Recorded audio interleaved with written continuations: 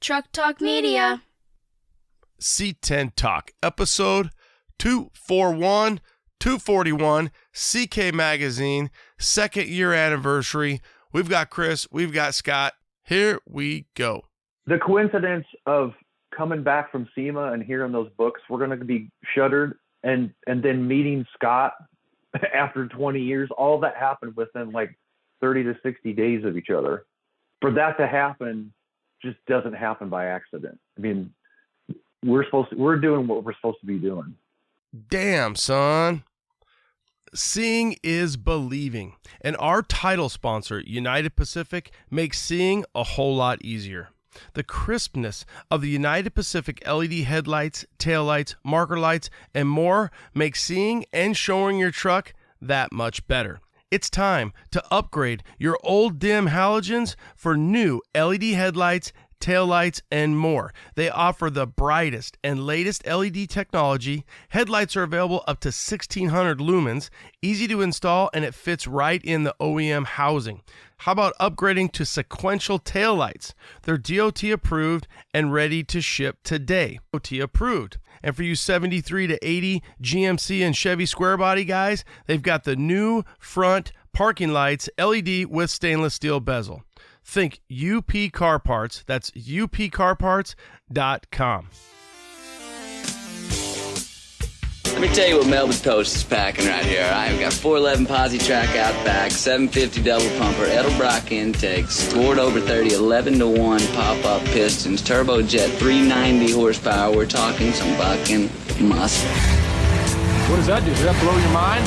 That just happened. Welcome to C10 Talk, your C10 truck podcast. And now I have a chance to be the best, maybe the best in the world. My old man is a television repairman. Ultimate set of tools.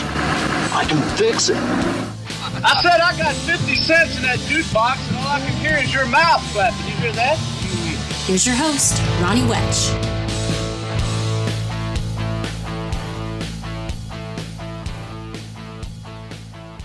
Here we go, 241 coming at you.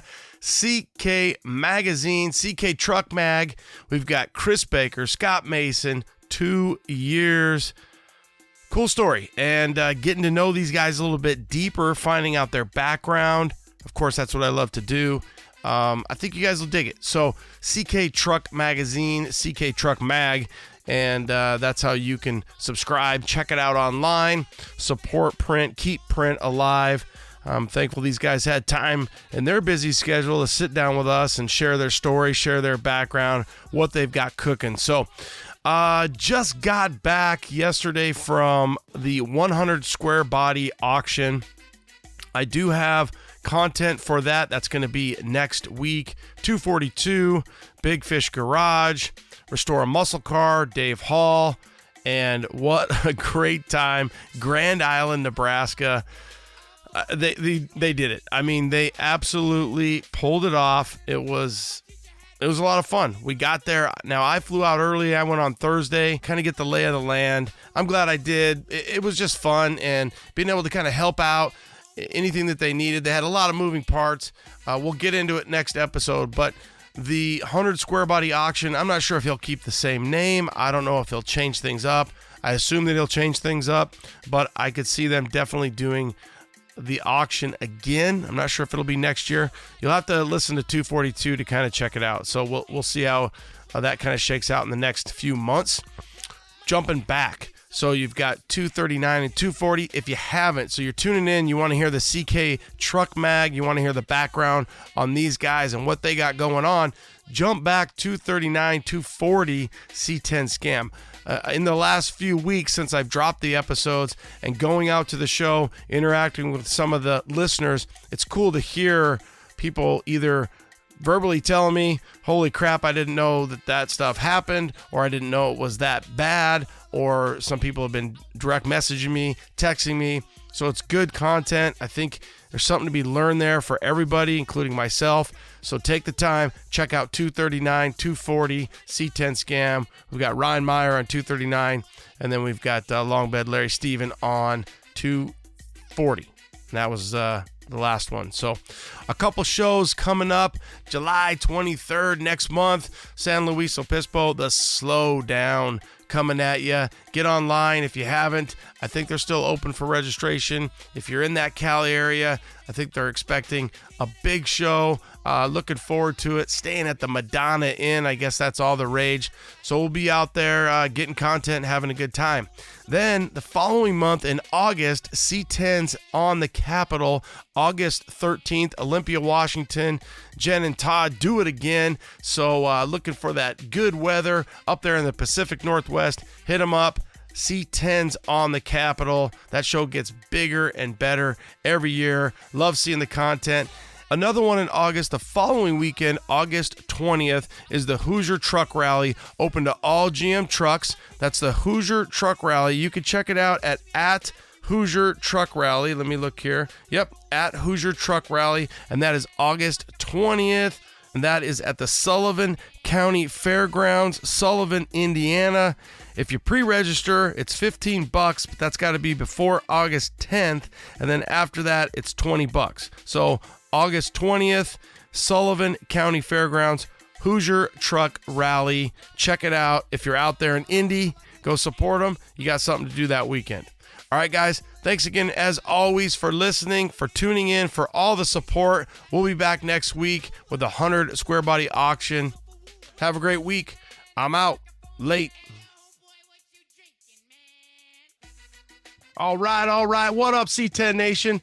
How about a little CK Magazine? We've got Scott, we've got Chris, and we've got 2 years of print, keeping print alive. Welcome to the Hustle and Cuss crew. Thanks for taking time to be on C10 Talk. You guys, welcome in. Thanks for having us, Ronnie. Okay, I've got Chris on the right, and I've got Scott on the left, and honestly, I don't. We're just doing a phone call at this point, and we're going to drum it up. So welcome again. I think what you guys are doing is awesome. CK Magazine, you guys have been out just over 2 years now, and look forward to getting each issue in the hot off the presses mailbox, and then, thumbing through it just like the old school way. Let's get into a little bit of who you guys are. So C comes before S. So Chris, what's your background, my brother? I've been in the automotive restoration and performance business since about 1998, and in the advertising and marketing side, and worked with a lot of the automotive magazines, and worked for some companies that are in the business, large retailers, and so that's how I kind of got my feet wet and where I've come from. All right. So what personally, like married, kids, I think you're in Ohio. What's kind of the background? Where did you grow up trucking? Did you grow up median? Did you grow up with a car? What got you automotively? I grew up in Michigan. Met my wife at MTV Spring Break in Panama City. Nice. So like 93 or something? It was in 97. Oh, okay. Yeah. All right. And live in Ohio, here in Central Ohio. We moved here in 99 to work for a large retailer that's in the area. I have 3 girls. That just goes to show you that God has a sense of humor. And a couple of, they want to drive a square body. I got a couple old enough now. They want a square body to take back and forth to school with kids that are driving Teslas in their school. But I got hot rodding, started in hot rodding and this field, in high school. I had a good friend that had a Camaro, and we would hot rod in the thing and swap motors and transmissions and paint cars and flip cars. And that's kind of how I cut my teeth in this. Yeah, it's funny now when you look back and you're throwing out some of that date range, same as myself. And so when you think about how much fun you guys had back when you were working on his Camaro or whatever it was you were finding and tearing apart, and I assume this is Michigan. So you look back and you're like, man, we didn't even know what the hell we were getting into, but we had so much fun doing it. And I have the same journey. My buddy had a 72 K5 Blazer. We painted it.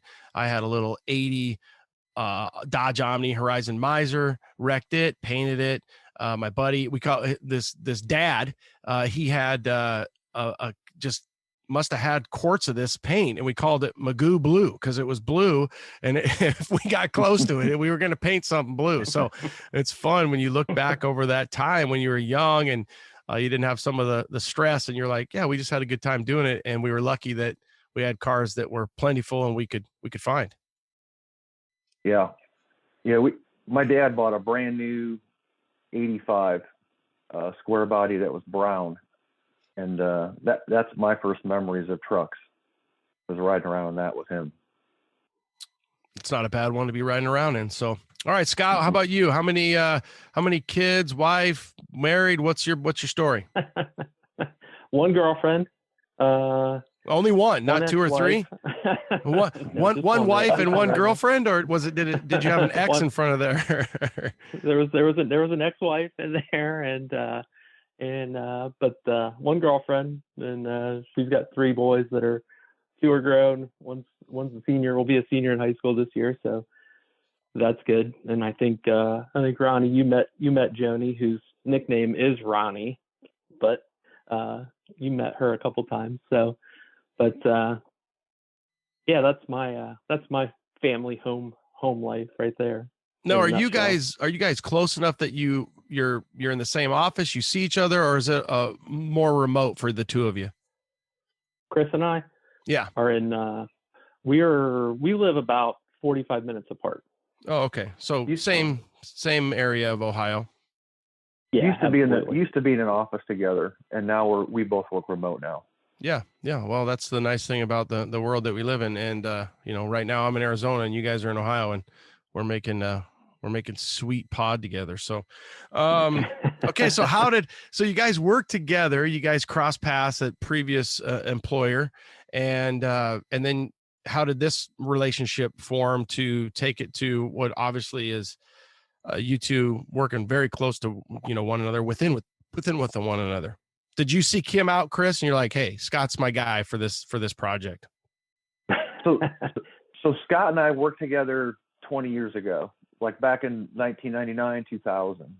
And I left the company, and then he left the company. Then I went back to the company. Then I left the company, and we hadn't seen each other in 20 years. And we were at a Volkswagen show locally in the summer of 19. And I knew Scott. He was kind of a Volkswagen guy 20 years ago when I knew him, liquid cooled guy. And we saw each other. Like, he was walking by, and I went, "That's Scott Mason." And so we talked for a little bit, and then he was working, and I had a lot of stuff going on, and then I don't know, Scott, was it like 6-9 months later you called and said, "Hey man, I got a severance and I'm looking for something to do, and you got a lot of stuff going on." And I said, "I need help," because we'd gone and had lunch since we kind of reconnected after 20 years. And I had just come back from SEMA in 19, and I had heard that they were going to close all those magazines. And I told Scott, I said, "Man, it's coming where somebody needs to do a truck magazine to fill this void." Because I knew what the market was working with Fan or Motor Trend or whatever, they changed their name, but working with that group. And I said, if we're going to do it, we need to do it right now. Little did we know, COVID hit, and it was the perfect time. It was like the perfect time to start because everything else was shut down, but we could kind of do this on our own from home. I don't know if Scott has anything to add to that story, but it was kind of, he came along at the right time after 20 years. Yeah. It's kind of a crazy story. It was meant to be. Yeah. Yeah. And just to back up, so, I mean, Chris and I are both, I guess, graphic designers by nature. I mean, we worked at the same, large high performance retailer in Central Ohio. We'll put it that way. We both worked there, did our thing, put out a lot of mail order catalogs, and so we had a history in print. We knew people, we knew every major player in the high performance industry. And then on top of that, we knew that print side of the business, having dealt with it. So, and then in my next one of my next positions, same thing. So when Chris and I kind of, got together, like he said, it was a perfect storm. It was perfect time. It was, we literally decided to do it, moved into, I moved into that office with them, and then COVID hit literally like the next week. Yeah. Yeah. So we just kind of went home. And were you thinking like, fuck, what's this COVID thing? Like, we just started this, and is it gonna hurt us? No. I was like, no. I didn't really give a shit. Yeah. It was perfect timing because everybody else was shut down. It gave us an opportunity to get off the ground. Sure. And when you're not a big company, you could hustle and right. and make it happen. Right. And See what I did there? See what I did there, Scott? Oh, I saw what you did there. And I know we have a future in marketing, I think. That's right. and Scott's personality and my personality, when we worked together, we had a blast. And 20 years later, nothing's changed. I mean, we picked up right where we left off. And like Scott said, we're both designers, so we're familiar with magazines. We're kind of familiar with how you distribute them and kind of how you sell the advertising and what you do. But the unique part of it is we're artists, we're creative. So we come into this magazine scene and we don't have all of the rules or all of the standards of this is what a magazine should be. We were like, no, we're going to make this magazine what we want it to be, what we've always wanted a magazine to be. And Scott's really had a big part in that and the way the book looks. Well, the book looks awesome. It's grown quite a bit. Obviously, the first few issues were right at 100, and then now we're, you are up to like 124. So, paper quality, color quality, layout quality, it's all really awesome. Would you say that? I think a lot of our guys, Scott, and if you've listened or you just know, a lot of guys come from two facets of the previous world, whether like I've always been like a C10 guy. So I don't have that Volkswagen Mini background, although I did love them and my friends had them. I was just always CK, C10, boom, boom, boom. So were you always a V-dub air-cooled guy, and then were you ever a truck guy, or it just kind of was like, hey, I'm kind of growing up, I see these trucks, I'm around them, and then you kind of came into your own there? So my history goes back with my father and my brother. So I'm the baby of the family. My brother is 15 years older than me. He graduated high school in 1973. So that puts things into perspective a little. My dad, if he were here, he would be, I think, 92. Okay, so you were like an accident. So yeah. So my dad, going way back, was a hot rodder. Was a flathead Ford, hot rod. I mean, to the core guy. And then as he raised a family, he just kind of pushed all that aside. When I was about 15 years old, he decided he was going to get back into hot rods and stuff. Along the way, my dad had been kind of an air-cooled guy. Like he started working on air-cooled on the side in the early 60s and just did that to kind of supplement income. So he was like he saw it as a business opportunity, not really an enthusiast, but he carried that through. Anyway, flash forward to, when I'm about 15, 16 years old, he bought a 57 Chevy and it just went from there. He became a Tri-5 guy. He became a Corvette guy. I spent my time, from 15 until I was 20 with him doing a couple frame off restorations on Tri-5 cars, that kind of thing. Then by the time I was about 20, 21, I wanted to do something different. I got into water-cooled Volkswagens, and that was kind of my thing the whole time, until I was about, 37, 38 years old. And then I switched gears, and having been around all that muscle, having been around all the American stuff, I'd always kept in touch with it. Not to mention where I worked, that was the mainstay of the business. So I'd always been a part of that segment in the inventory or in the industry. Yeah, so classic trucks, if you will. Yep.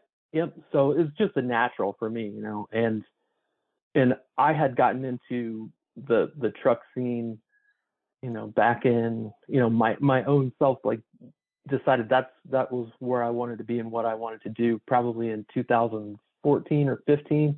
And I bought an OBS truck and, just started doing stuff to it. So, LS swap that led to one thing and another thing and another thing. So I had that under my belt before we started the magazine. That's even more of a reason, like you said, kind of bring you guys together, and for the audience, if you think about it, big, commercial aftermarket catalog retailer, probably rhymes with Megs. You guys, you knew what was flying out the door, you knew what was hot, and then to come to think, hey, we like trucks, we like hot rodding, we like all this stuff, and then let's put this together and kind of go from there, so it's just kind of a cool story. Yeah, it's very cool. Grassroots. And just the irony, the coincidence of it all, and just it's one of those things where it's just this light goes off at some point in your life, and you wonder why you haven't been doing that your entire life, but it's all part of the story. Well, the coincidence. Go ahead, Chris. The coincidence of coming back from SEMA and hearing those books were going to be shuttered, and then meeting Scott after 20 years, all that happened within like 30 to 60 days of each other. And for that to happen just doesn't happen by accident. I mean, we're doing what we're supposed to be doing. And yeah. I think it also was the right time in this market. I mean, we fired that thing up in late 2019, early 2020, and this market was just getting red hot. And you already had, what were you on your third C10 Nationals? So you had that going, right? So you had that, and you knew, and you're like, hey, let's bring this together.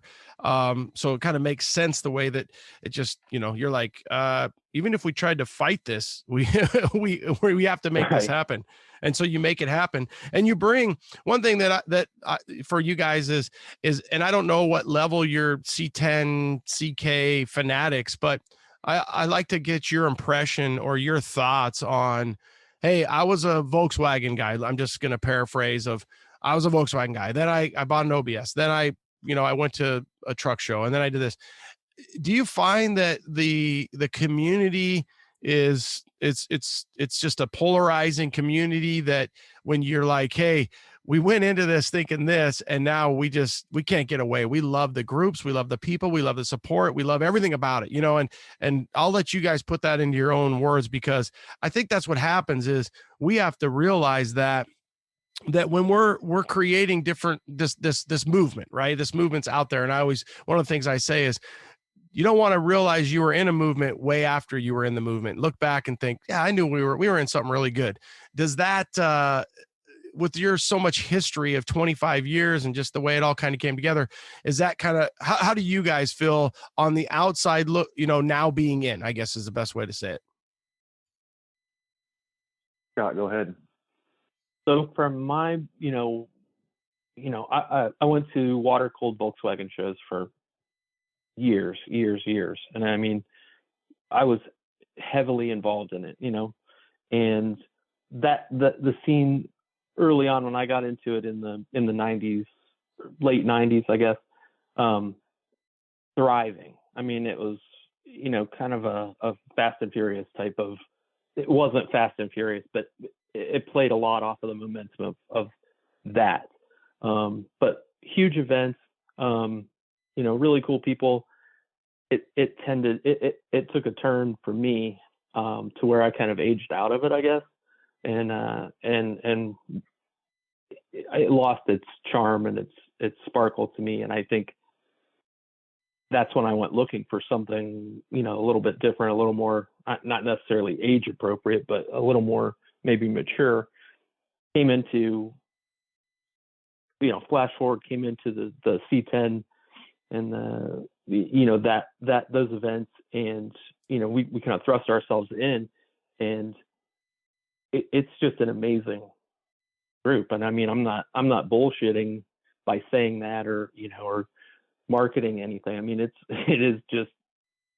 it's one of the coolest groups of car enthusiasts, automotive enthusiasts that I've ever had the opportunity to be a part of. I mean, it's amazing. And my girlfriend, Joni, loves going to these events. She was a little apprehensive at first, but she absolutely loves it, loves the people, as do I. And I mean, it's a thriving community, and it's just full of people who will do anything for you and want to see the community succeed and want to see everyone in it succeed and do well. So, I mean, to me, I don't want to be anywhere else. Yeah. Well, one thing too to add, and for the audience, I assume that you subscribe or you get the magazine. If you don't, we'll create, some different avenues that you should. But you guys are also going to those events, so it needs to be mentioned that it's not just I'm sitting in my office and I'm slinging mags. Yeah. You guys, the coverage is there, so you're out there, you're boots on the ground. We see both of you at shows. You got your cameras around your necks, and you're hustling and cussing. I don't get a lot of cussing at the shows, but I get the hustle. So I think yeah, behind the doors we cuss. But I think that's got to be mentioned is there's boots on the ground, and I mean, it's like I got to be there to do a pod. I got to be there to make a recording. So you guys are there, and you're intertwining within the community, so you're getting that full experience. Yeah, absolutely. I mean, and that's how we looked at it when we started. It's like, we got to be there. I mean, this isn't something where we just, pay somebody to go take photos and we put a handful of them in there. I mean, the show coverage is just a huge part of what we do and what we want to be, what we want. And people love that. I mean, the people whose trucks are in there, I mean, they love it. I know from my past how much I loved, show coverage in other magazines, and when it's quality like that. But yeah, I mean, us being there is just huge. I think it for us. I think it also, Scott and I, we've been around, we've been in the business for a long time, but in the truck world, nobody knew who we were 2 years ago.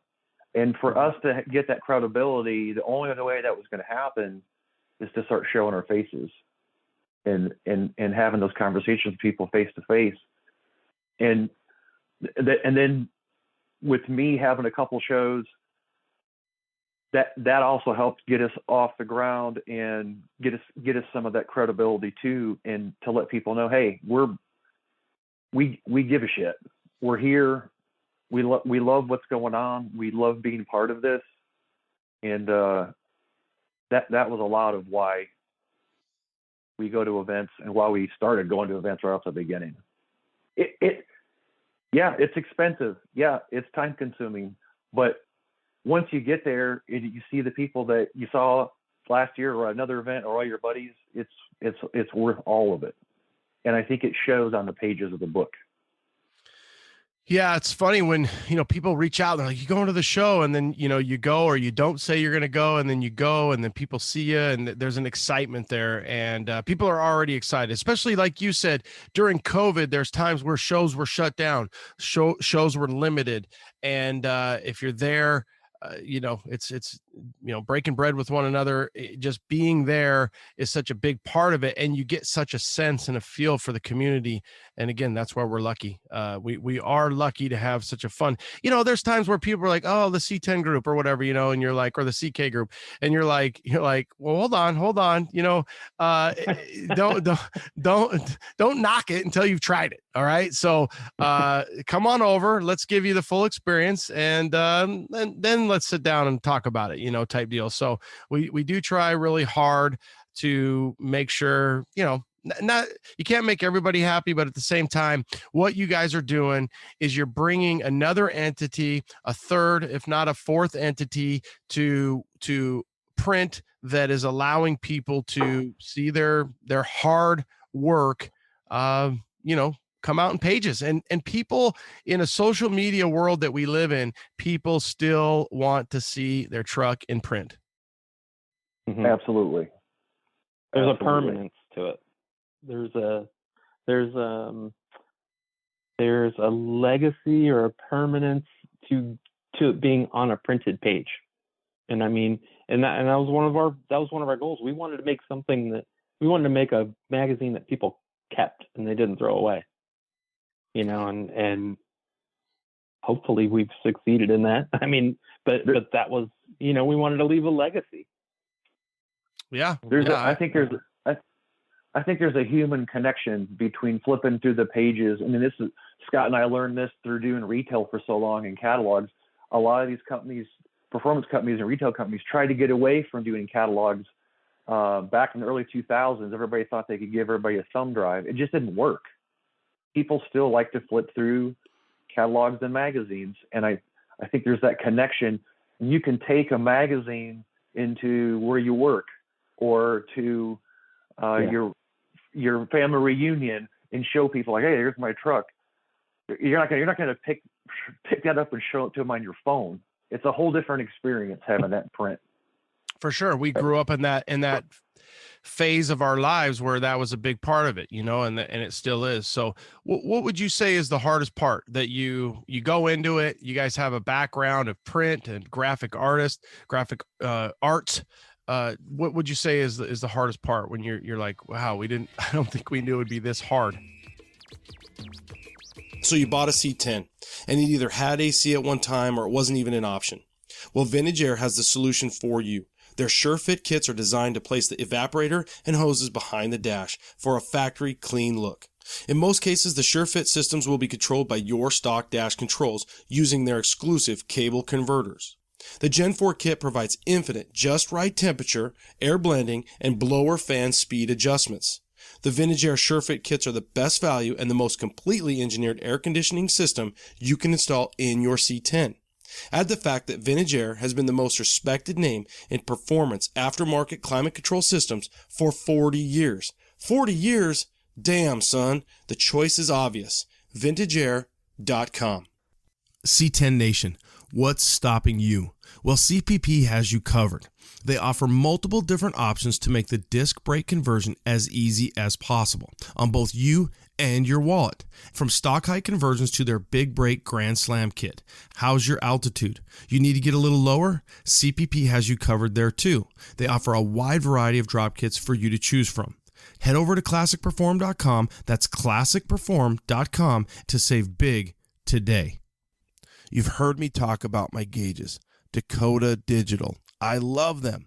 Don't forget the interior of your build. Dakota Digital has the best gauges for our trucks.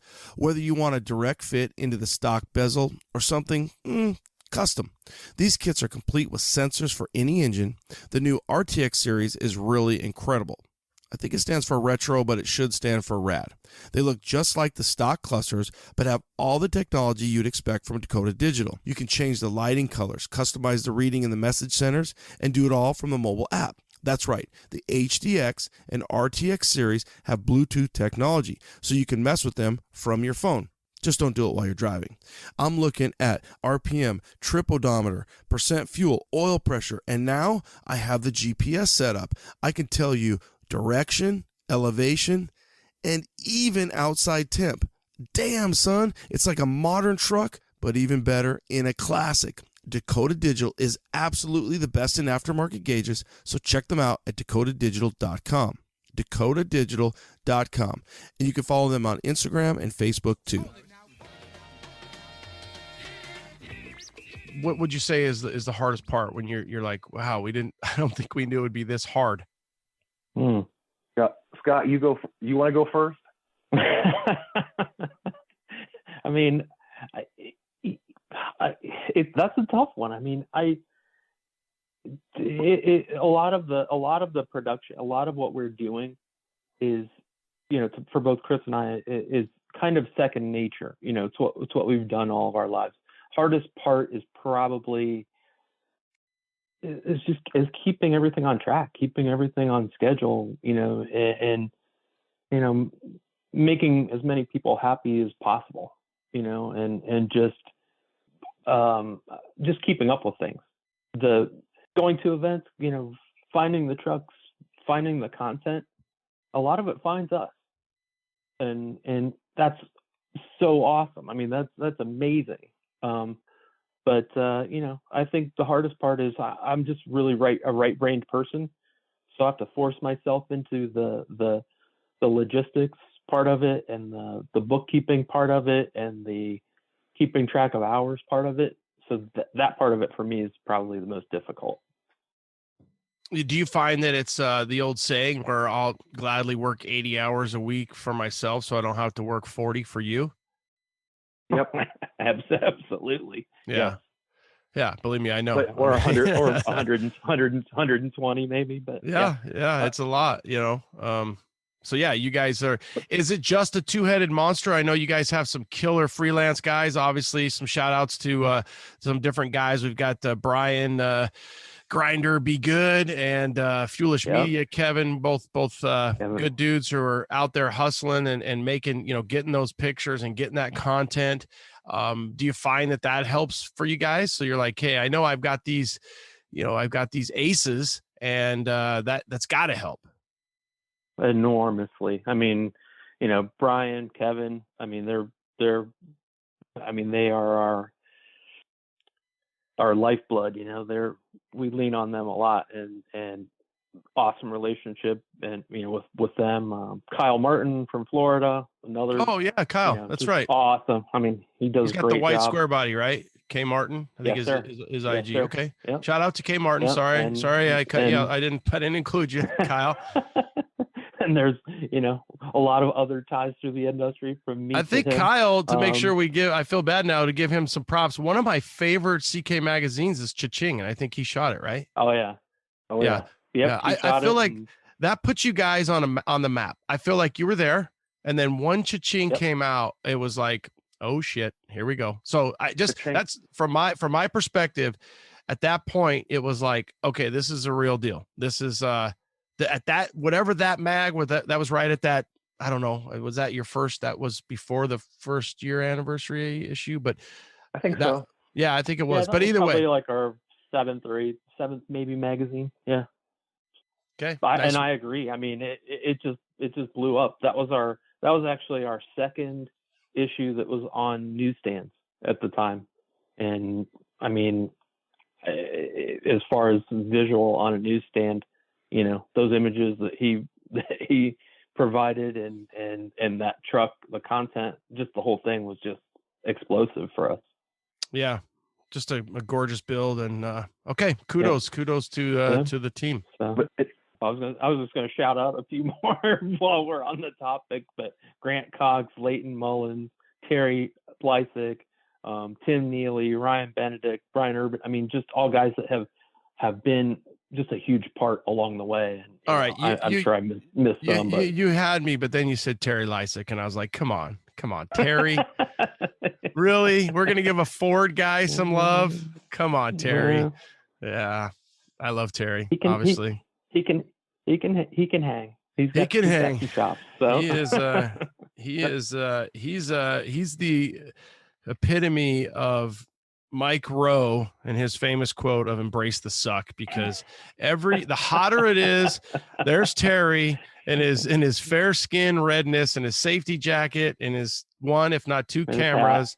And that dude just he won't stop, can't stop, not going to stop. And that's probably why I love him so much, but he is, and I think he lives like 5 miles from me. So great dude that probably doesn't get enough credit for what he does. Nope. He is Johnny on the spot, man. He is, man. He's on the gas, man. Most guys are like, I'll be over here in the shade, and you look out and there's just no coverage, Arizona, wherever it is, good guys. He's always out there shooting, snapping away, man. And he loves it. So that's not even his real job. Shade. Yeah. And that's me in the shade on the side. You good? Yeah. You good, man? Yep. I think I see Scott and Chris over there in the shade drinking a hot toddy, and then there's, hey guys, I'm gonna go out and get some more on that turn 2. Nice work, Terry. Go for it, buddy. To answer your original question, I think it's just Scott and I, and we're not owned by anybody. We're not a big corporation. It's Scott and I. Joni, I think he mentioned earlier, his girl, his squeeze, she handles the merch. And Brooke, who's worked for me for a long time with some of my other businesses, she handles a lot of the list management for us and some of the other back end stuff. But it's a small operation, but that's what keeps us in business. We have low overhead. And if somebody comes to us with an idea, we make the call on it. It's just Scott and I. We don't have to answer to anybody. It's nice. Yeah, I mean that's the buck stops here, right? It doesn't have to go through. We don't have to have meetings about meetings to make shit happen. We can make it happen pretty spontaneously, and that gives you the fluidity and the flexibility to just say, "Hey, let's load up. We're going to Grand Island. I don't know how we're getting there. Let's go." You know, what's the quote?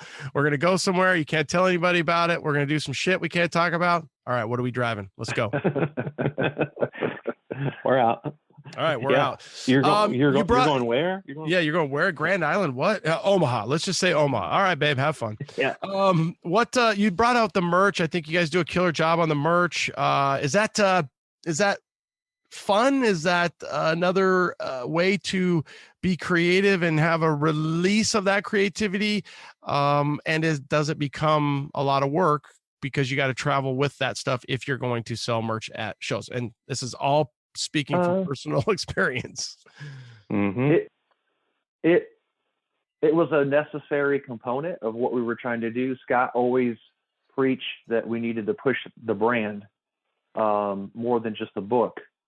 And when we all worked in one office, Scott and I and Brooke handled a lot of the merchandise. And then when we moved out of the office, now we all work from home, Scott asked to take over that. And Joni, who comes to just about all the events to help and really runs that merch booth while Scott and I are out doing our thing, her and Scott asked to take that over. And it got to be a point where it was a lot of work. I mean, we spent a lot of hours maintaining that and shipping and all that stuff. But as far as of a creative standpoint, I know Scott really wanted to do a lot more. And I had so much stuff going on. I was just like, okay, do what you want to do. And but now Scott's pretty much taken a lot of that over on the creative side and just run with it, which is really what needed to happen. Cool. Yeah, you guys are doing a great job. I'll let Scott elaborate on that. But no, I mean, I everything he said is, absolutely how it is, and is from the brand standpoint. I think that merch, it supports the brand, it supports the magazine, not financially. I don't mean that way, but I mean, it supports it, gives it more presence, and being at an event and just the more support that we can provide for the brand, I think the stronger it is, the more recognition, the more name recognition, and just, that's where we want to be. We want to be out there. It provides a good barometer for us too, to see that, whether or not people are interested in what we're doing. And it kind of gives us a feeler, for certain trends and for certain things, but it gets people coming over to our tent, and it gets people coming over to chat with us and, be a part of what we're doing. Have you, you bring up a point that I wasn't really thinking about, and now the way you said it, have you had people come up to your tent who wanted the merch and didn't know that there was a magazine? Oh, I mean, like 75% of the people that come up to the tent, like, it's funny. Yeah. What is this, a magazine? Cool. I mean, cause our number one selling t-shirt says trucks and big butts. Yeah. So, I mean, that draws them in, they come up and see that and they're like, oh, what's this? Oh, you guys have a magazine? Oh, can I get one? Oh, can I subscribe? Oh, yeah, cool. Yeah, cool. So, yeah, that happens with the podcast. You're like, what's C10 Talk? You're like, this is a podcast. it's playing in the background, and people are like, what is a podcast? I mean, not as much anymore, but 5 years ago, people were like, what's a podcast? And you're like, oh, well, here, it's free. You can listen. And they're like, and I used to like love that, because to me, that was like, hey, that means that, there's a lot of people that, still haven't figured this out. So for you guys, I would think that would happen, and people be like, oh, I just see these people. And there's something to be said about being at a show and you guys are running around and you see somebody who's got a shirt on that says trucks and big butts. They got a CK hat on. They got the cock shirt on. They got whatever it is. And let's not forget, because we are of that age of print, just a couple stickers and what that can do and how powerful that can be for somebody to throw a sticker on a toolbox, on something that they have, give it to a kid. And then again, that brand recognition. It never gets old. I mean, that's the coolest thing. I mean, I can't tell you how many times Chris and I would text each other pictures. We'd be somewhere, or we'd be at the same show in a different spot, and he'd be like, saw one, like, here's a shirt, like the very first time we ever saw a shirt in the wild. I can tell you exactly where it was too. It was Chris saw Sean Wallace at the Street Rod Nationals in Louisville. Yep. And he texted me and sent me a picture. Those shirts had just gone on sale. I mean, we had just mailed them like that week. They were brand new, and I went to Louisville for the Street Rod Nats, and then this guy's walking around. I went, Scott, look at this. First one in a while. That was exciting. Nice. He had the inside track. Yep. Yeah. And we've taken our two best sellers, the Trucks and Big Butts and the We Don't F Around shirt. And, that's what it says. I'm not censoring that because we are Hustle and Cuss, but it says We Don't F Around. But we did a Spanish version of those. No Mama's Way is we don't kind of like We Don't F Around, and then we did Truckless and Cruz Grandes. Man, those shirts have really taken off. Do them in Spanish. Yeah, it's fun. You're making a whole nother entity and for the community. We talked about what would be the hardest part. What's the best part? All the rest of it. I'll tell you what the best part is. So I just built an office here at my house. When I get out of bed every morning, I love getting out of bed every morning. That's the best part. Nice. Yeah, that's motivating, right? I mean, when Scott and I worked at least when I worked for this other retailer, I made a lot of money, but I hated going into work. Mm-hmm. I love going into work. I love doing what I do. Everything about it. Doesn't matter what it is. I agree 100%. I love getting up in the morning. I love doing, very fortunate to be able to do. Everything about it is stuff that I love. Yeah. Our job is to put a magazine together and travel to shows. I mean, how cool is that? Well, and really, it's pretty fun. Like for me, when I do a pod, I love that feeling of sharing somebody's journey, somebody's story. You guys get that to experience to share somebody's hard work, somebody's journey. It's in print, but you're still doing that. And you're still, it's weird because there is a public service there. You're serving these people who are building, whether it's a shop, a company that's aftermarket, whatever it is. There's so many entities that create what is our community. That's the end user, that's the manufacturer, that's the print, that's the pod, that's the video. It's all one big like entwined thing, and you have your piece of that is creating that for people. And there is a person at the end of what you're doing who is very happy about what you're doing. Yep, you absolutely hit the nail on the head. I mean, that's what brings me that happiness in all of that. I mean, to make a new friend, to make someone, to share someone's story, I mean, go back to issue number 1 and all the way through. I mean, every truck that we've featured, everything has been, I've made a friend out of it. I've made multiple friends out of it, and to be able to support them and to show off that and share in their happiness, that's awesome. I mean, that's killer. Cool. I think it's also that's enough reason to get out of bed. It's also allowed us to do our part, like you said, Ronnie, do our part in the community and support other events and other shops and other advertisers that maybe we didn't know who they were or they didn't know who we were, but we started out with our Elite 8 shows that you should go to, and it's grown to top 12, and I think next year it's going to go to the top 20 truck shows that you should attend.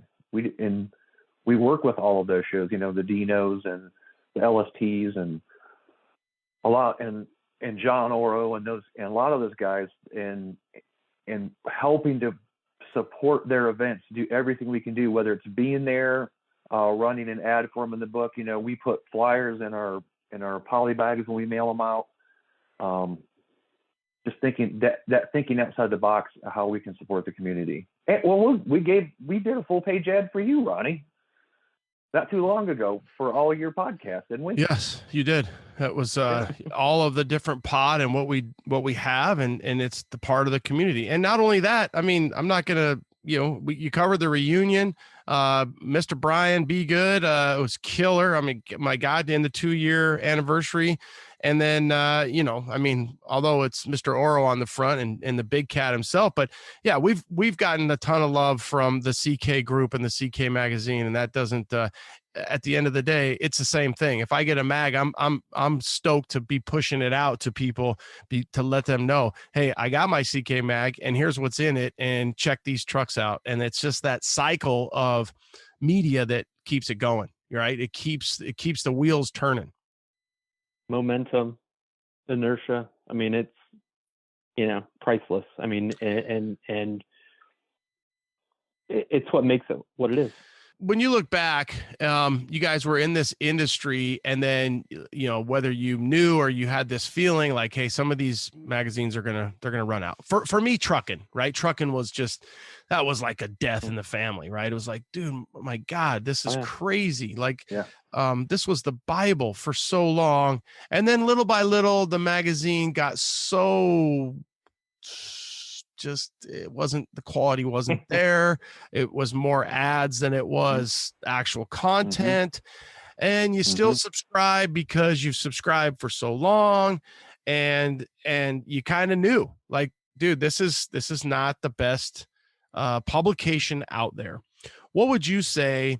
Was there a magazine or two that, whether it was alive, whether it was dead, whether it stayed alive, that you looked at and said, all right, Scott, Chris, let's have a meeting. Here's a magazine that or magazines that we're going to take, Playboy. I'm being serious. You have a centerfold. I love that.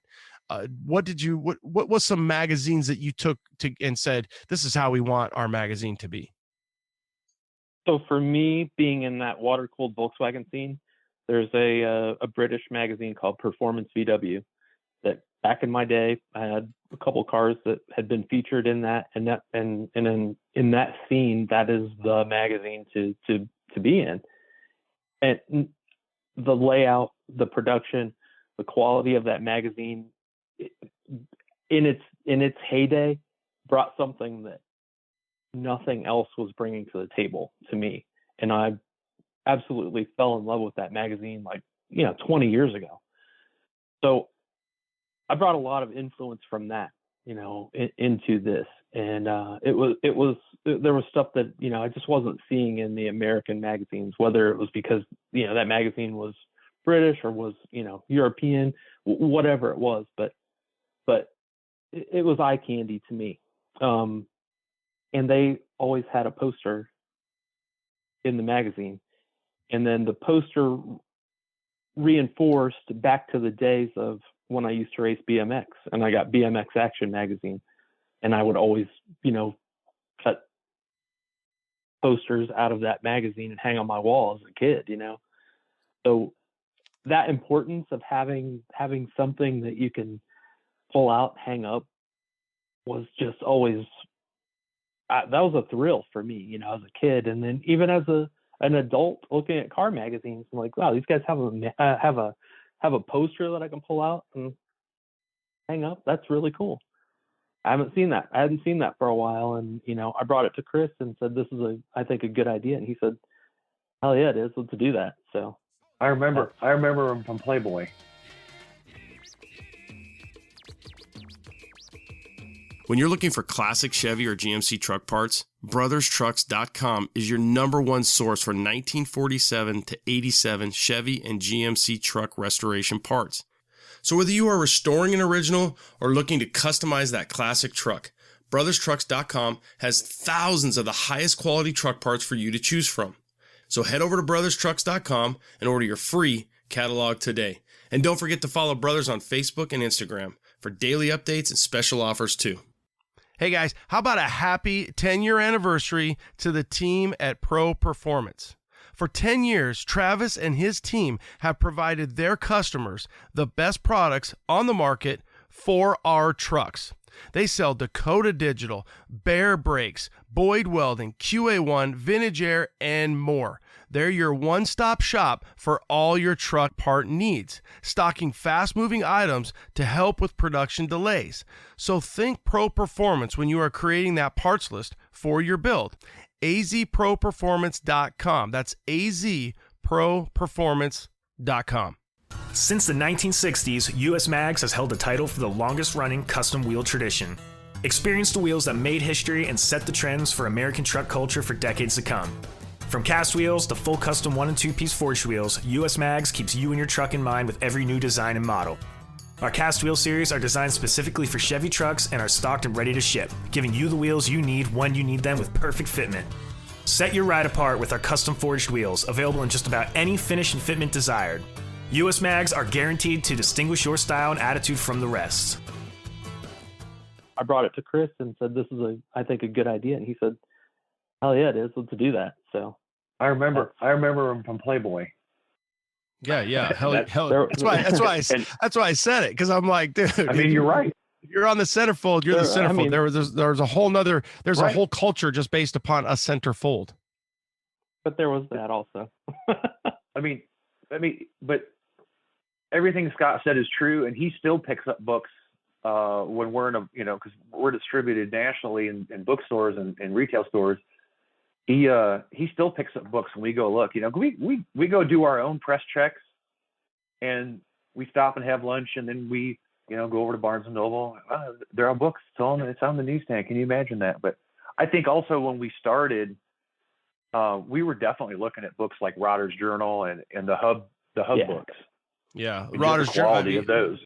Yeah, you nailed it. I mean, that Rodder's Journal before the Hub, right? Before Rodder's Journal was right. Man, I mean, I'd be at the grocery store and I'd look at the 3 truck books. I always kind of like Jeep, so there's JP, obviously Peterson's 4-wheel, and then I'd see, you'd be like, oh shit, this is a whole different level.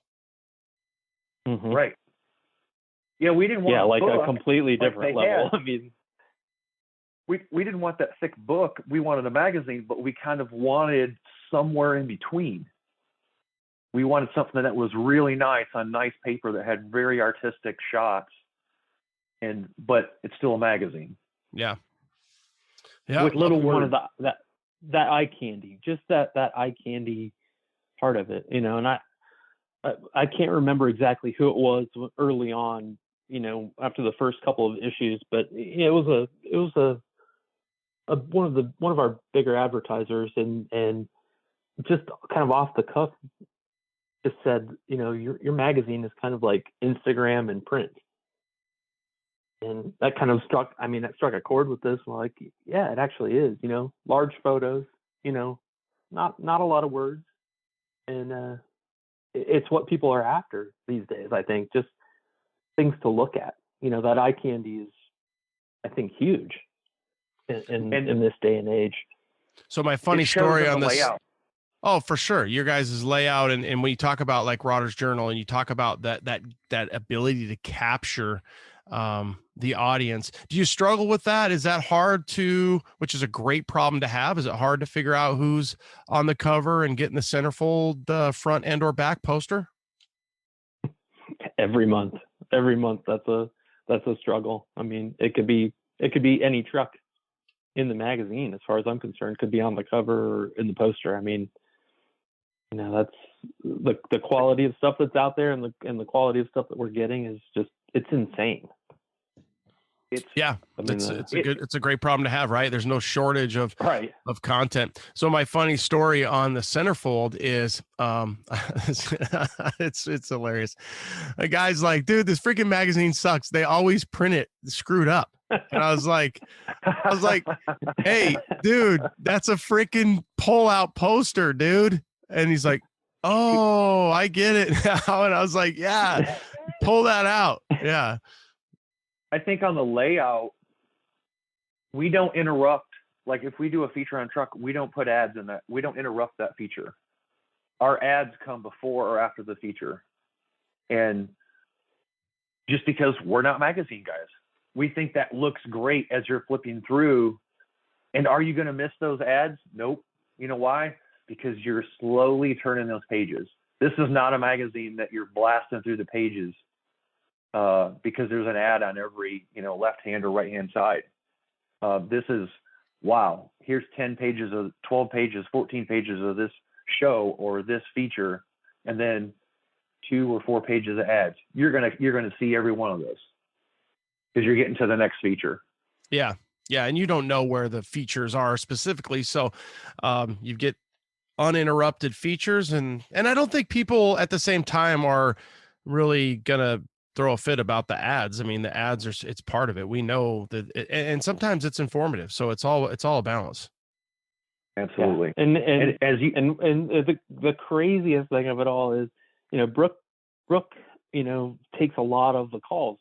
She takes all the customer service calls, and somebody wants to subscribe or whatever, and she's like every day says, people call in and compliment me and compliment us on the advertisers that are in the book, and they're like, you guys, the advertisers that are in the magazine are great. It's like I'm not flipping through and seeing an ad for snuff or an ad for crocheting watches, or Viagra or watches, or it's all truck centric advertising that's aimed exactly at where I want to be, and it's satisfying to hear that.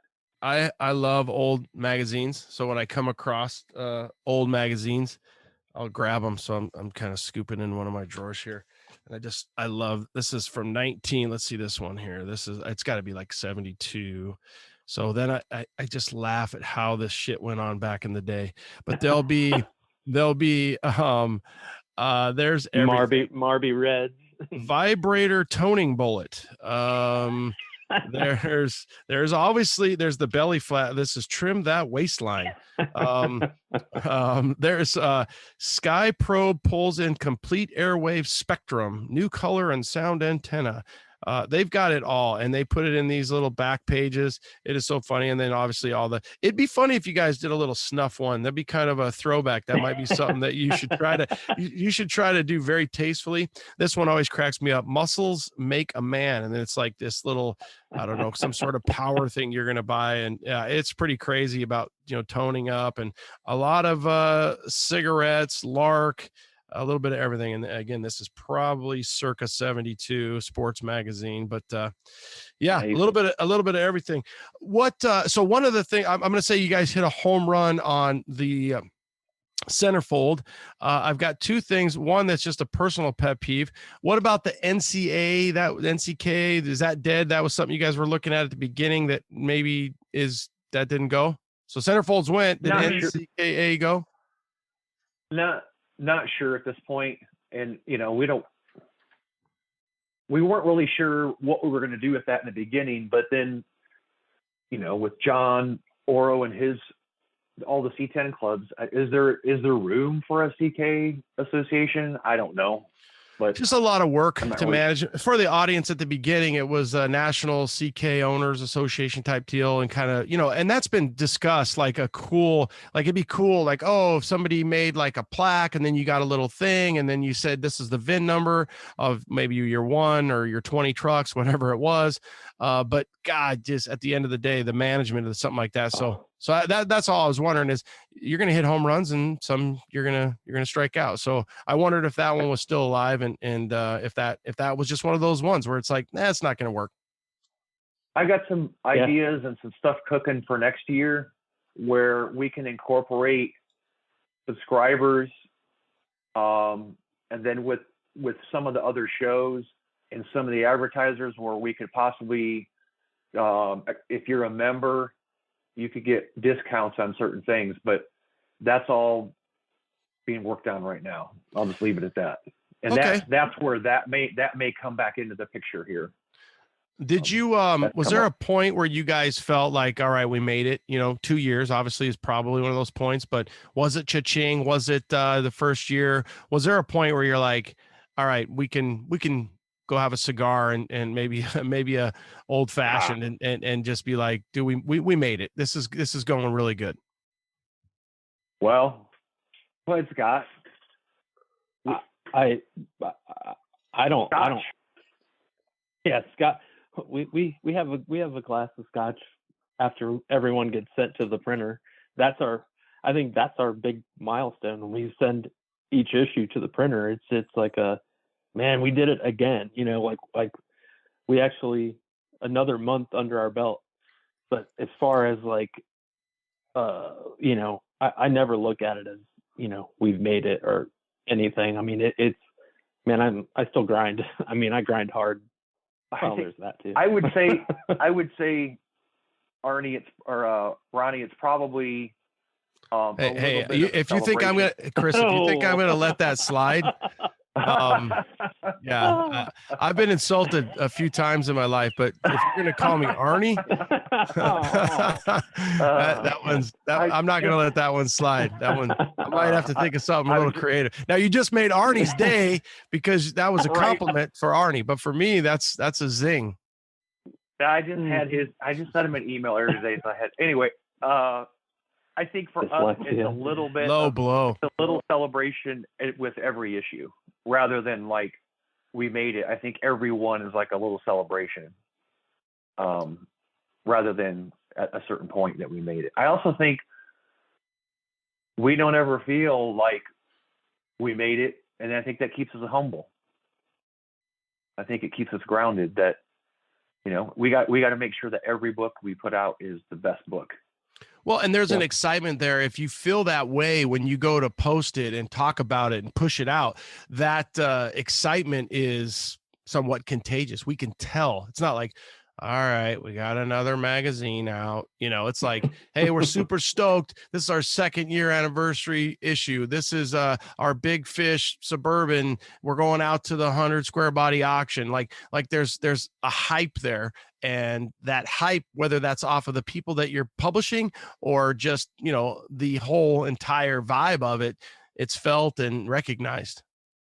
I mean, it is. It's just, we are absolutely psyched with everyone that we published. I mean, it's just, it's just cool. It's cool. I mean, it's cool to us. I mean, I don't think we've ever we don't take it lightly. We went. Yeah, I don't think we've ever had one where we were like, this sucks. Just get this one out the door. Right. No, we've never done that. From day one of each issue, I mean, it's like, it's full blast. I mean, it's how do I make this one better than the last one? And what can we do? Oh, let's do this. Yeah, that's super rad. Let's do that. And I hope it shows. I hope that feeling it does. conveys. Yeah, I hope that when we're at an event, that people see that we're like just completely stoked on, just the entire community and what we're doing. Again. Yeah, it's when you're interacting with people at the shows, it's like they're going to get that sense. Hey, these guys are passionate about it, and it's going to carry through. So let me give you my the one that my pet peeve. I can't wait to talk about this one. I love naming vehicles. And some of these vehicles have names that are already established, very, very well known. And I've got a few examples here. And I've given Sam Castronova probably the most shit because his went from it became the pool boy, cowboy is one of them, and then Big Daddy. So let me just give you guys. I don't know what's going on in the office over there, but we've got pool boy, cowboy, and Big Daddy. Why do you guys change the names on some of these? It's ridiculous. That's why. just to be just to have something ridiculous on there. It's I don't want to change the name of the truck. We're not trying to change the name or the identity of the truck, but this is our representation, and this is our we want something interesting, and the names that we're coming up with are there's a backstory, it has a tie to the truck, it has a tie into either the name of the truck or the identity of the truck or something to do with the truck. So it's not just something random out of left field, but well, I'm going to say Pool Boy. I'm going to say Pool Boy is a little random to go from Palo Verde, which was like a construction concrete truck, to Pool Boy. I'm like, all right, this one's a reach. So I'm like, I can't wait to talk to them about. And I didn't know if there was if you're doing it for the shock and awe. I didn't know, because here's the deal. I feel like if like, for example, for me, it's easy. Orange Slice, Yellowstone. If I make it to print and I make it to CK, this is me giving you my 2 cents, which is barely even 2 cents. Is if I'm going to spend $400 or $500 on posting this thing up or making a huge frame of what I'm so excited about, then I think I would want it to be Orange Slice or Yellowstone and not the Pool Boy if it was Palo Verde. So, and I didn't know if it was something where you're like, hey, they own that name and we're going to do this. And I also wonder, have you ever had anybody who has said, hey, if you're going to do this, I really like Cha-Ching, for example, you left it Cha-Ching. And then, I'm going through my mags right now to see if the second year anniversary issue, because that's Jenny, right? So did you leave that Jenny or did you give it another name? So some of these trucks, I feel like they have their name, and I wonder if guys are like, no, like Prom Queen. Now, is it like, does it stay Prom Queen? Does some of them stay? Does some of them not? And what's the methodology? And then there you go. You guys run with that. So John was adamant that it stayed Prom Queen, and we had no issue with that. That's that is what it is. Palo Verde, like the Pool Boy came from the fact that it had, I believe it was the truck. The signage on the door was like a shotcrete company, which that's the cement that they use in pools. Yeah, you're right. Yeah, so I get that.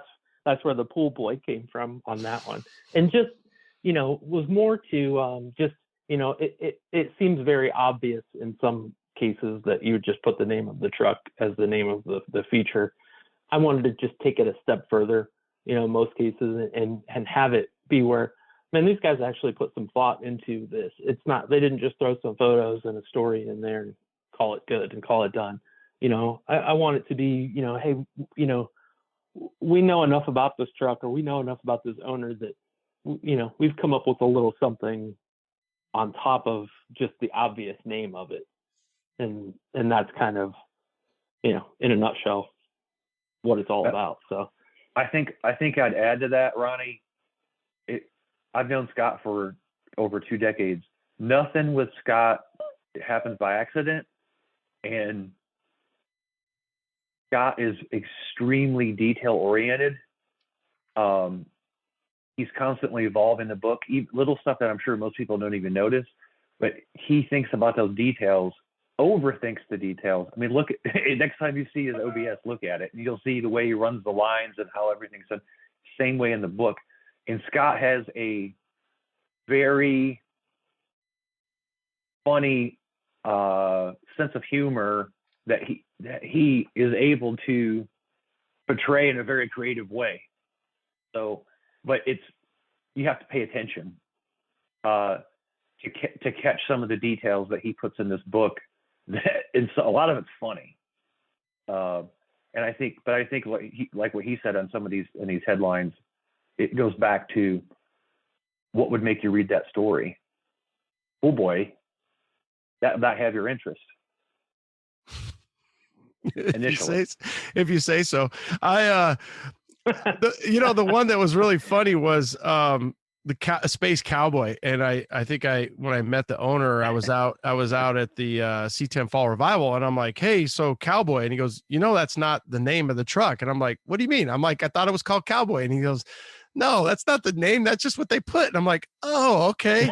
So then I was like, that kind of cued me in. I'm like, all right, I wonder about this. So yeah, I just kind of wonder. I mean, there's obviously a marketing, and it does sound like if the owner or the builder or whoever said, hey, I want it to be, this is what I've named it. This is my grandpa's name. This is whatever. And sometimes people, you're right. Sometimes people name them and you're like, well, that's dumb. But at the same time, I just kind of wanted that's something I look at, right? Because whether my brain is a lot like Scott's or not, or whatever, I'm always like, what are they going to name these trucks now? It's almost like I want to see what the name's going to be if it's not the name. You know what I'm saying? Mm-hmm. Right. Like, how about Chuckin'? That's a good one. Chuck C, Chuckin'. There you go. Do you? So who comes up? Would you say, Scott? Do you come up with them? And how do you come up with them? Because I get hit up, not as much anymore, because I tell people no, but I just tell people don't fight it. The truck will give you a name. The vehicle will give you a name. So how do you like that? Is that a fun thing to kind of be like, hey, I'm going to come up with this. Like, I got to come up with the title or this cover. Yeah. I mean, that's a super fun thing. Like our first issue, with Dave Murphy's truck, that Street Machinery Boris built for him. I mean, I was racking my brain on that, like this is our first issue. This is our first cover. What? And I distinctly remember I was cutting the grass and it just came to me, like sweaty metal. That truck looks like sweaty metal. Mm-hmm. And it has a good ring to it. It has, just boom, there it is. Just some of them just pop into my head. Some of them, I'll be doing research or, going through the spec sheet on them, or, if Kevin or somebody has provided the story for it, I'll be reading the story and be, it's just boom. And it's usually just hits me over the head and that's it, but the thought process, the background behind it, just all plays into that. So, but making it interesting, that's the bottom line. Okay. The pool boy, I wasn't even thinking the Shotcrete, but you got me on that one. I'm like, okay, I'm thinking of some, like, I gave Sam so much shit. I'm like, hey, how's the pool boy doing? But I get it. I get it now. I think there was another one too, which I do remember seeing the truck, and I love the truck. It was Party Boy, and it was a 67, 68 and slammed, and just, yeah. So for the audience, now you get to see Scott's creativity and see if, if he names it. And then, but I do say that there's times where I've read the articles, not that I read that much, but where you do have the real name too. So kind of a balance there. And Party Boy was great. That was Jerry Kerna's. That's Jerry Kerna's truck. So, she's, that's her Party Boy. That's her. The truck is her Party Boy. Oh man, that's a hot truck too. I remember that. Oh yeah, that's a hot one. So, okay, you talked a little bit about the at the beginning, the Elite 8, the top 12. You guys are expanding that. Is that something that's just kind of your show schedule? How do you guys kind of come up with that? That's usually something I do, and it's just our way of supporting the community. And it doesn't necessarily mean that we're going to be at that event, but it most likely means that event is going to be in the book. Okay, that's cool. And it's a hot event. You guys are saying, hey, these are some, because I struggle with that too. I'm always trying to make sure we get the word out constantly about the different events. And we're so lucky because we have so many things going on all over the country, really. Yeah, I mean, I thought Elite 8 would hold it, and then I thought top 12 would hold it, and now I'm thinking maybe top 20 would hold it. I mean, we got to add Reunion to it. Yeah, that's a fun one. I'll tell you that. Just like you've got some killer ones. I've been to most. Now I haven't been to the Midwest Truck Nationals. I know that one's coming up. I have not been to that one. Obviously LST is like its own entity. Battle in Bama is. That's a fun one. That's a struggle for you guys because I know, Chris, you're like, God dang it. It's like always ends up being on the same damn weekend as C10 Nationals. The Intervention, without a doubt. Now we've got the Slowdown. We're headed up to the Slowdown. I think in a month I'm headed over to Cali for that one. So a lot going on. And then for you, Chris, how's that work with, because you guys have you have C10 Nationals, Tennessee. And then I think is there a new one, the Missouri one too, to keep the balance? Shindig. C10 Shindig. Yeah. Okay. So those are all, is that like a whole different thing for you? I mean, that's got to be a ton of work for you just managing, because those are big shows. It's a lot of work. It's a lot of juggling, but having the book is a huge resource to be able to promote those. And then the way that the advertisers and the sponsors kind of intertwine between the two has benefited both the event and the magazine and the advertisers to be able to do that. But the shows take up a lot of my time. Yeah, I bet. Yeah, I mean, just that's it's what funny. I do. That gives me, like, now that I have the reunion and I have an amazing partner, and it's not Sam, it's my wife on that, because even though Sam and I are probably more of the face, but faces of it, my wife does a lot of the behind the scene, probably a lot like you guys had mentioned, both Joni and Brooke. But I think that yeah, putting a show together, and I will say the reunion is this is small potatoes compared to these bigger shows that you're managing thousands and thousands of people and dollars and raceways, and so much goes into that, and the advertising alone. Yeah. I mean, I had to completely rebuild my insurance plan because Chevrolet came on board this year, and they had very specific requirements on what they wanted for the event. Mm-hmm. And I'm sure you figured it out. Every once in a while you'll hear somebody that starts a show and they're like, oh, I want to do it pure for charity. And I always go, don't do that. Because if you do it pure for charity, you'll become bitter after like the second year. I mean, the first year or two, you could probably wing it, but then it's a lot of work. You got to pay yourself something for your time and effort. If you still want to contribute the rest of it to charity, that's fantastic. But yeah, I mean, they're a lot of work. It is a ton of work. But, yeah. And there's a lot going on, a lot of moving parts. So I didn't know how that balances with the mag and the media. And like you said, it helps having that entity of putting more product out, giving people a resource to show off their trucks, to have vendors and sponsors. And it's a big piece of the puzzle, right? It's a big part of it all. It's how we find a lot of the trucks we have in there are at shows, including mine, but a lot of other ones. And it's also, I don't know if it's just a coincidence, but the two events we make the most money at merch for the magazine are at my two events. We also give away a free issue in goodie bags at my two events, and a couple other ones like Dino's and some other ones. And within the week or two after those events, our subscriptions go crazy because we gave the guy a book. We put it in his hand. He may not have heard of it or seen it. But I mean, how could you not subscribe after you have one in your hand, right? Well, once you have one in your hand, you have it in your goodie bag, then like I said, it gives you, it's like the cha-ching. It's like, oh, I got, this is really nice. And the pricing is right. And why would I not? I'm here. I'm a fan. I'm an enthusiast. So yeah, the marketing on that alone is a no-brainer. How many times, and if most of us are grown men or adults or with kids on Father's Day, everybody has a birthday, and everybody goes, well, what do you want for your birthday? What do you want for Father's Day? What do you want for Christmas?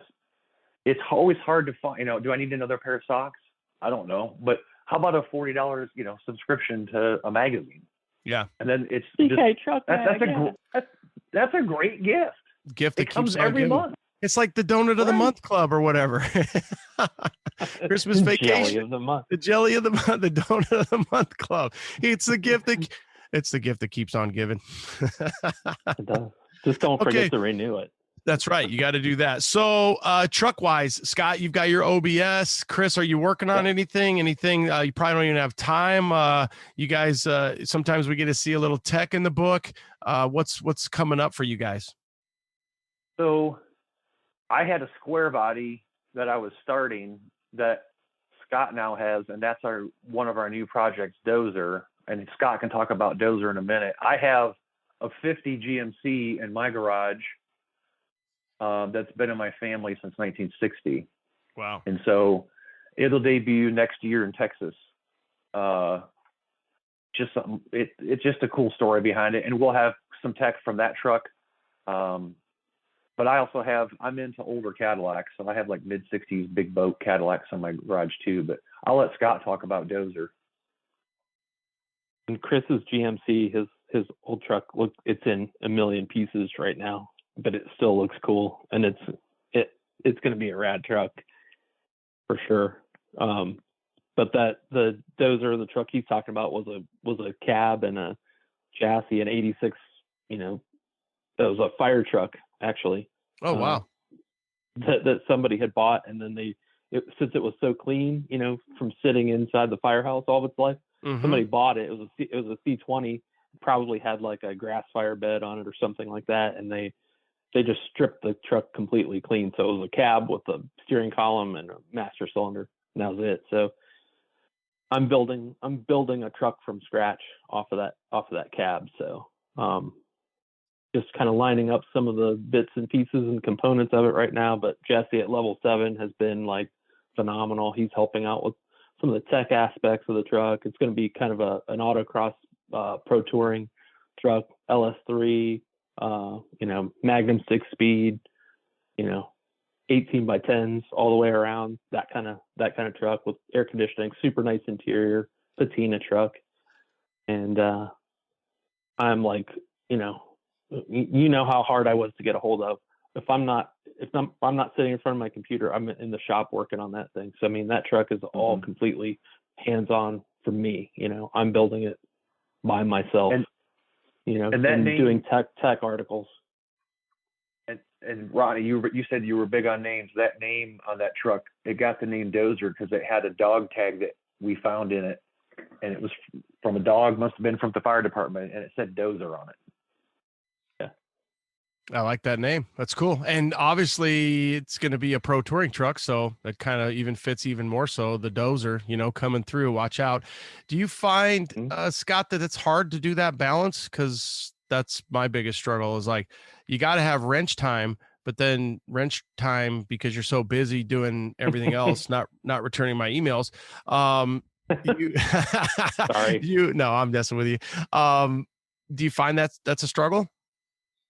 So we're at a point now with the production of the magazine where, I can kind of schedule things pretty well where, it's kind of like you're 3 on, 4 off kind of thing where it's like, I know that I have time slotted where it's like, okay, I have to work on this truck, and it's not I have to, this is the time I have allotted for this. And, I just need to make it happen. I've got people depending on me for this thing. So, but it becomes part of the routine. It becomes part of my day, and it's a struggle when it comes to vacation. It's a struggle when it comes to, free time, but, balancing it and making it all happen. I'm old enough now that, I realize the fact that I have to make that balance happen. So. Well, and I think having that balance and that, by having wrench time, it makes publication time better, and publication time makes wrench time better because it's more valuable.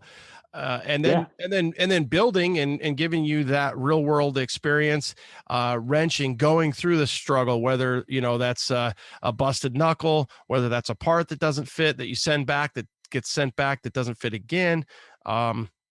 I think that just adds, the validity to it all. And it's cool that you guys are building a pro touring and working with Jesse. What a rad dude. And then I think that gives you, it's like, hey, we're out here shooting this. We're out here living this. We want to be out here driving this. We'll be participating, we won't only be at events. We'll be participating in events also next year.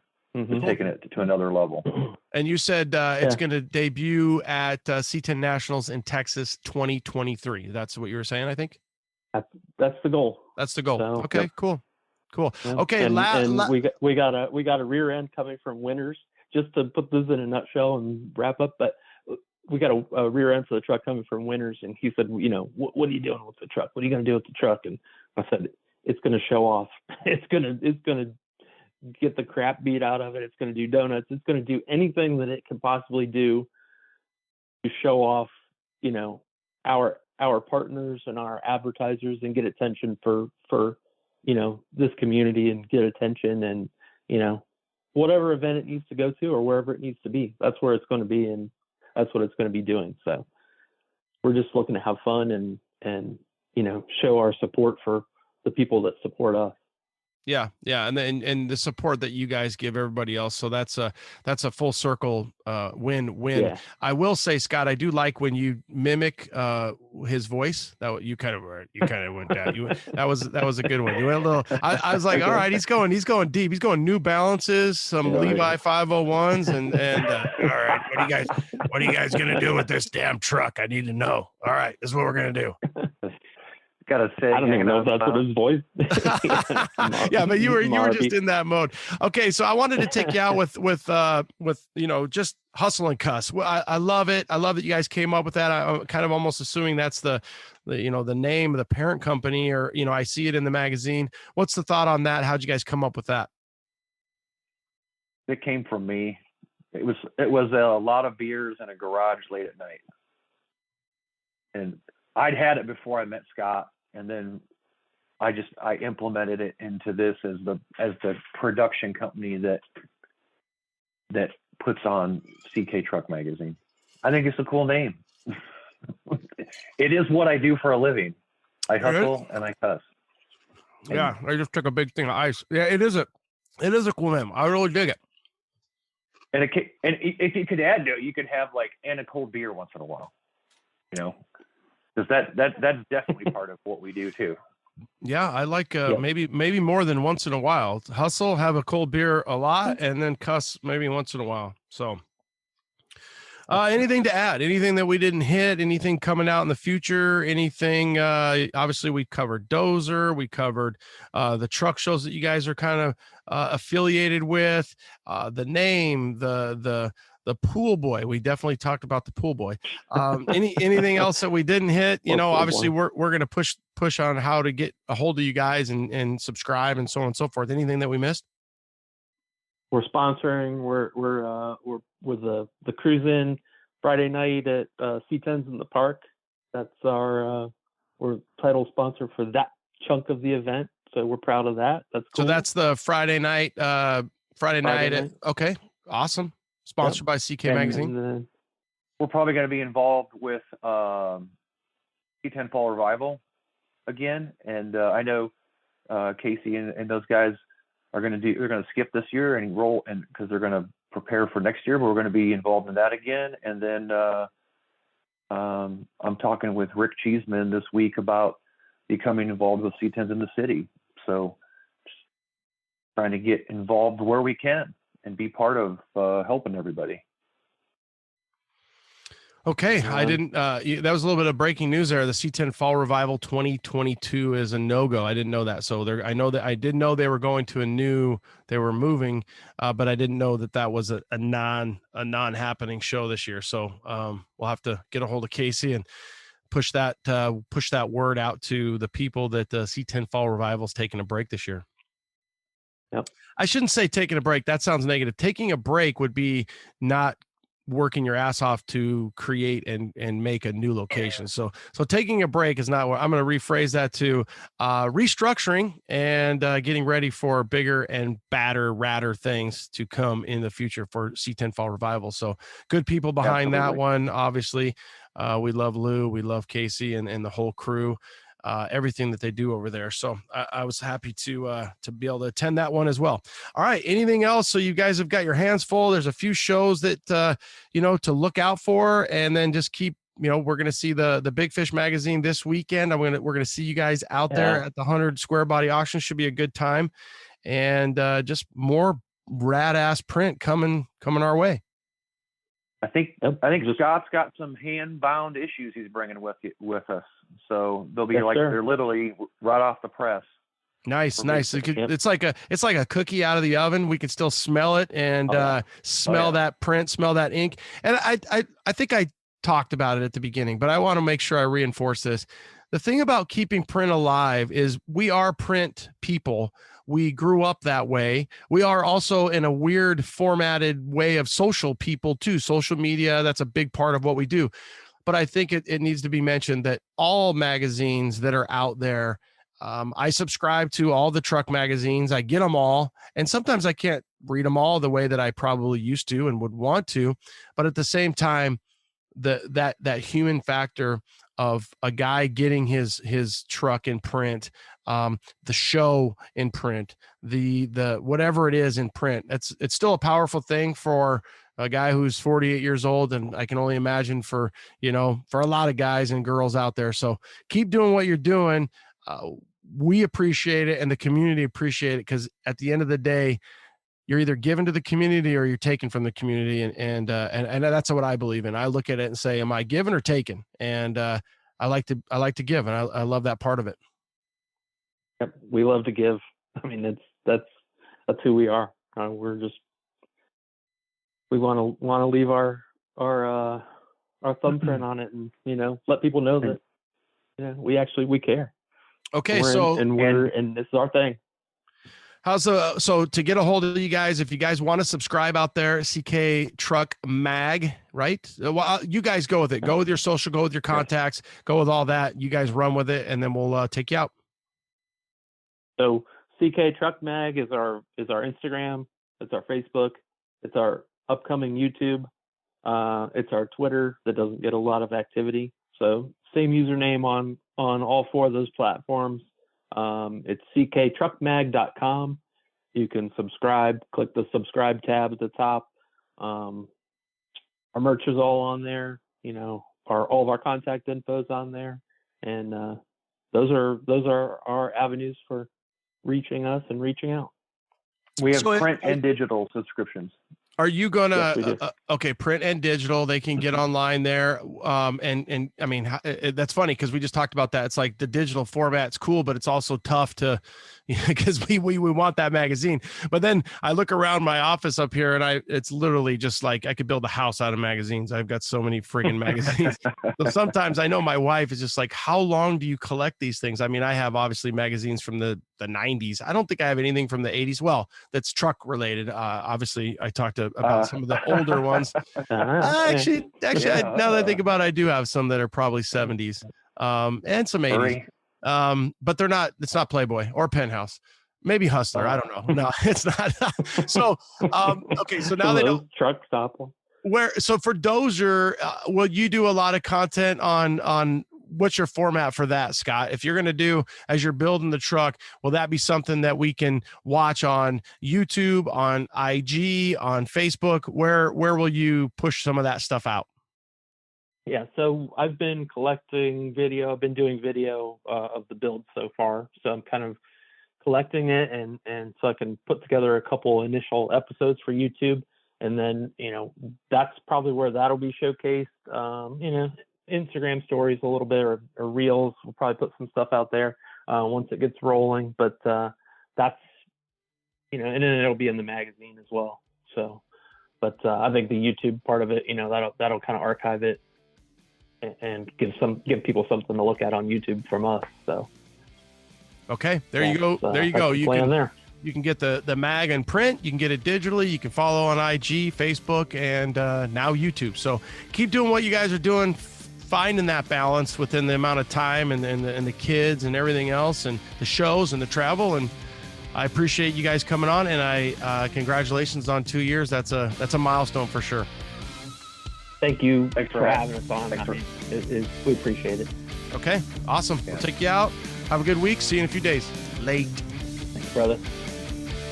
There you go. 241 in the books. Scott Mason, Chris Baker, CK Magazine, keeping print alive. Awesome stuff, right? All right, guys. Thanks again. Remember, if you haven't already, jump back 239, 240 C10 Scam, and then next week 242 100 Square Body auction coverage. And another thing, happy 4th of July. Happy Independence Day. Be safe out there, guys. I hope you get to enjoy it with friends, with family. Break bread. Be safe. So you can tune in next week for 242. Late.